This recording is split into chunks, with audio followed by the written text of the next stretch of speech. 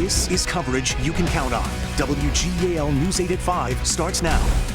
All new tonight, Franklin County Commissioners say the county jail in Green Township is understaffed.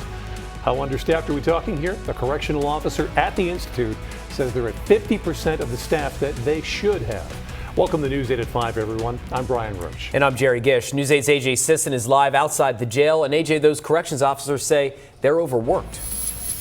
Yeah, Jerry, Brian, their staff is at half of what it should be, and that officer tells me that some officers in here are working 12, sometimes 16-hour shifts in a day. They say the inmates are taking notice, too. For a jail that has more than 250 inmates in it right now, they have 54 total officers. That's 52 full-time and 2 part-time correctional officers. Franklin County Commissioners say that over 500 people interviewed for a position here since January of 2022. Nearly 140 people were hired, and 50 this year alone. The county says the overworked schedule is one of the main reasons. We spoke to a correctional officer who has 6.5 years under his belt here at the jail and says they have not been above 70 correctional officers since May 2023. The schedule moving to 12 hours, the way it's floated, we just don't feel is going to work.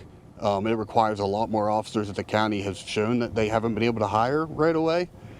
We just feel like if we stick to some of the things that we've offered right now, you know, the incentives to get the officers in, the training and the higher pay, that the schedule we have right now would be perfect.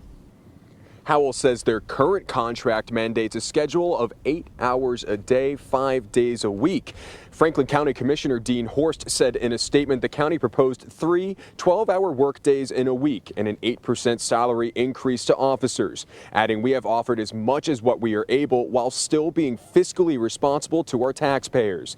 Franklin County Commissioner Bob Ziobrowski added that the county respects its correctional officers, but to ensure their safety and the safety of those in jail, we must have a sufficient number of officers. Now, the local officer union here says that they countered with a 15.5% salary raise. The negotiations have stalled at this point in time, but at 6, I'll delve into what's inside of the jail from Howell's perspective and the fears he has if this staffing shortage continues. In Franklin County, AJ Sisson, News 8.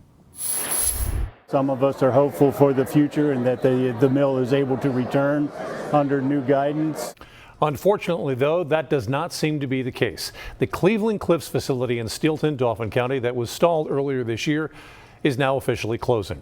The Steelworkers Union says it received a 90-day notice of closure, confirming that the plant will officially shut down on January the 13th. The union says 37 people are still working in the plant doing environmental cleanup ahead of the shutdown. The company announced it was stalling the plant in June, affecting more than 500 employees. New information coming from Lancaster City Police after a shooting last week that sent one person to the hospital. Officers were called to Colleton Park on West Strawberry Street last Wednesday. 16-year-old Jaquan Williams was taken into custody and charged as an adult after a person was shot in the face. He was taken to the hospital for surgery. According to court documents, William had asked the victim, quote, "Bro, you want to die," before pulling out a gun from the waistband of his pants and shooting the victim in the face. Williams then took off, but was later tracked down and taken into custody and charged as an adult with attempted homicide and aggravated assault. New tonight, Pennsylvania State Police are investigating a series of diesel fuel thefts at multiple Rutter's gas stations throughout the Commonwealth. Troopers said the suspect first stole more than $400 worth of fuel from the Rutters in Orwigsburg in Schuylkill County. And then a second incident happened with the same suspect in the same vehicle at a different Rutters in Kutztown, Berks County. The suspect's red truck has a JMI Transport LLC company logo on the side and is suspected to be a 2007 Freightliner with Pennsylvania registration AH46464 and is registered to a York resident. Troopers say they believe the suspect operates out of the York County area.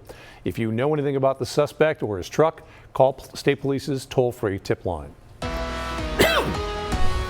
And let's get a quick look outside over Lancaster right now, where you probably needed to grab a jacket today, and you'll need one tonight. Some parts of the Susquehanna Valley could be getting a freeze tonight. Yeah, meteorologist Ethan Houston is here now with just how low the temperatures are going. Quite low, Ethan. Yeah, quite low. A freeze and a frost possible across the Susquehanna Valley. So we do have a frost advisory that goes into effect after midnight for the majority of the valley. But if you're watching this in Mifflin, Juniata, or Perry County, you're likely still going to see some frost on the ground. It's just your growing season has come to an end. So that's why you're not part of the frost advisory. But notice elsewhere across the entire Susquehanna Valley, all the counties shaded in purple will be part of that advisory. Here's where we are right now. 58 at this hour in Lancaster, 61 in Lebanon, 61 currently in Carlisle, and we're 63 degrees right now in Gettysburg. Skies are crystal clear across all of the Susquehanna Valley. It has been a blustery day, but the winds will die down, and with clear skies and cool overhead, that's a recipe for some frost. So it is an impact night because